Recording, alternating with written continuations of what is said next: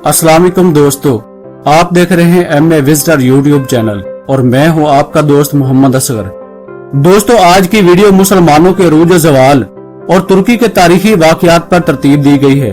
तो दोस्तों, वीडियो को लास्ट तक जरूर देखें और मजीद इस तरह की मालूमाती और तारीखी वीडियो देखने के लिए चैनल को सब्सक्राइब, वीडियो को लाइक और बेल आइकन को जरूर प्रेस कर लें ताकि हर नई वीडियो आप तक सबसे पहले पहुंच सके। शुक्रिया दोस्तों। तो चलते हैं आज की वीडियो की तरफ। दोस्तों, तुर्की के बारे में कहा जाता है कि यह खित्ता सबसे पहले आबाद होने वाले खित्तों में से एक था। तुर्की का बेशतर हिस्सा अनातोलिया के जजीरानुमा पर आता है। अनातोलिया के इस जजीरे पर 7500 साल पुरानी जिंदगी के आसार भी मिले हैं, जिन्हें यूनेस्को वन हेरिटेज साइट में भी शामिल किया गया है। दोस्तों, अगर तुर्की के अहम और तारीखी अदवार की बात की जाए तो तुर्की को 334 कबल मसीह में यूनान के सिकंदर ने फतह कर लिया था। सिकंदर की वफात के बाद इसके जानशीन इसकी सल्तनत को ना संभाल सके और यह सल्तनत टुकड़ों में तकसीम हो गई। इसके बाद यूनानियों ने यहां सलावेसी सल्तनत की बुनियाद रखी, जो 63 ईस्वी तक कायम रह सकी। इन्हीं की हुकूमत के दौरान यहां कुछ अरसा आर्मेनियों ने भी हुकूमत की थी। दोस्तों, इस दौरान हजरत ईसा अलैहिस्सलाम की इस दुनिया में आमद हुई। आपके इस दुनिया से जिंदा उठाए जाने के बाद अल्लाह पाक ने रोमियों को रूज बख्शा। उन्होंने पूरा अनातोलिया, बहात का शाम, मिस्र, उर्दन और फलस्तीन पर भी कब्जा कर लिया।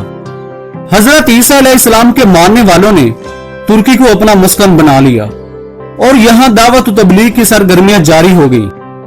300 ईस्वी के लगभग इस पूरे खित्ते ने मसीहत को अपना लिया था और 330 ईस्वी में रूमी शहनशाह कुस्तुनतीन ने मसीहत को कबूल करके इसको सरकारी मजहब बना दिया।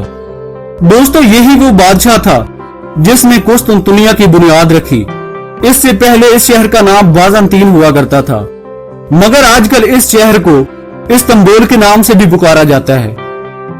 दोस्तों, तुर्की के बाज इलाकों में रूमी सल्तनत 330 ईस्वी से लेकर 1453 ईस्वी तक कायम रही, मगर बाज इलाकों जिसमें शाम और तुर्की के मशरकी हिस्से थे मुसलमानों की जानिब से फतह कर लिए गए। मशरकी वस्ती अनातोलिया पर सल्जूकी हुकूमत कायम थी, जबकि मगरब में रूमी सल्तनत कायम थी।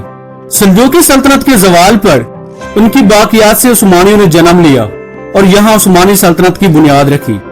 दोस्तों, वस्ती एशिया से आए मुसलमानों ने इस सल्तनत को वो चार चांद लगाए कि इसको मुसलमानों की सबसे बड़ी सल्तनत बना दिया।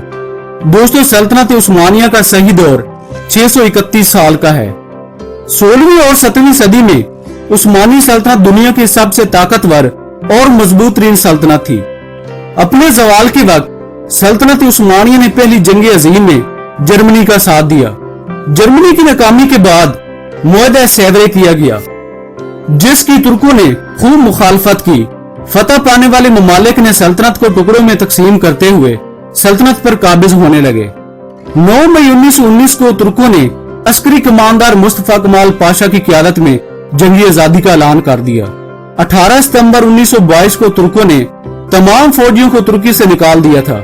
1 नवंबर 1922 को तुर्क पार्लिमान ने खिलाफत का खात्मा कर दिया। यूं मुसलमानों की 631 साल अजीम सल्तनत यानी सल्तनत उस्मानिया का खात्मा हो गया।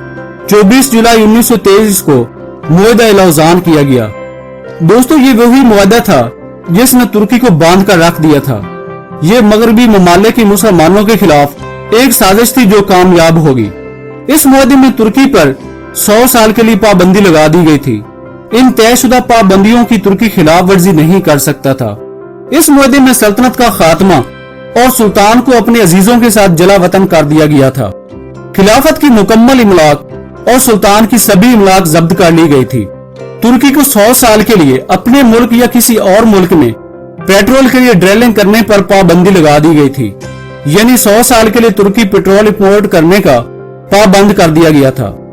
दोस्तों, तुर्की को एक सेकुलर स्टेट बनाते हुए इस्लाम और खिलाफत से इसके ताल्लुक पर कदगन लगा दी गई थी।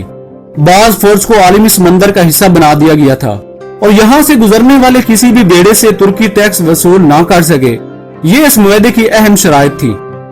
दोस्तों, इस मुआहदे के दस्तखत स्विट्जरलैंड के शहर लौज़ान के मुकाम पे हुए थे, इसलिए इस मुआहदे को मुआहदा लौज़ान कहा जाता है। इस मुआहदे के बाद 29 अक्टूबर 1923 को सारी दुनिया ने तुर्की को आजाद और खुद मुख्तार कबूल कर लिया और यही दिन तुर्की का कौमी दिन कहलाया जाने लगा। दोस्तों, मुस्तफा कमाल पाशा, जिन्हें बाद में अतातुर्क का खिताब मिला, जिसके मानी है तुर्कों का बाप, इस बंदे ने तुर्की को बरतानिया, फ्रांस और दीगर इन ममालिक के कब्जा में जाने से रोका था। दूसरी जंग अजीम में तुर्की तकरीबन गैर जानिबदार रहा, लेकिन जंग अजीम दोम के बाद होने वाली अमेरिका और सोवियत यूनियन की सर्द जंग में अमेरिका और इसके हामियों का साथ दिया, जिसके बदले तुर्की की इमदाद की जाती रही। दोस्तों, जुलाई 1974 में कब्रस में तुर्क मुसलमानों पर मसीह आबादी की जानिब से मुजालिम शुरू हो गए, जिसके नतीजे में तुर्क जमहूरिया शुमाली कब्रस कायम हुई, जिसे अब तक तुर्की के अलावा दुनिया के किसी मुल्क ने नहीं माना। जबकि जनूबी कब्रस, जिसे जमहूरिया कब्रस का नाम दिया गया क्योंकि यह एक मसीह आबादी वाला हिस्सा था, इसे आजाद होने के अलावा यूरोपीय यूनियन की रुकनीत भी हासिल हो चुकी है।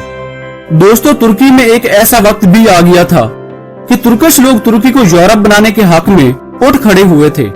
तुर्की में हिजाब लगाने तक की पाबंदी लगा दी गई थी, जो कि सब मगरबी साजिशों का नतीजा था।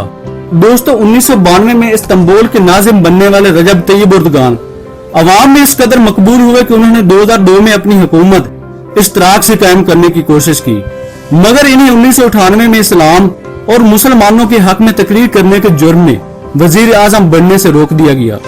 इसके बाद इनके नायब अब्दुल्ला गुल को वजीर आजम बनाया गया।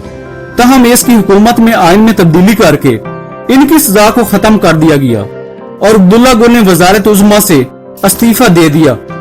रजब तय्यिब एर्दोगान मुल्क के नए वजीर आजम मुंतखब हो गए। नवंबर 2007 में होने वाले इलेक्शन में इस पार्टी ने अक्सरियत से अपनी हुकूमत कायम की और 2014 से रजब तय्यिब एर्दोगान तुर्की के 12वें सदर की हैसियत से अपने फराइज अंजाम दे रहे हैं। दोस्तों, सल्तनत उस्मानिया रजब तय्यिब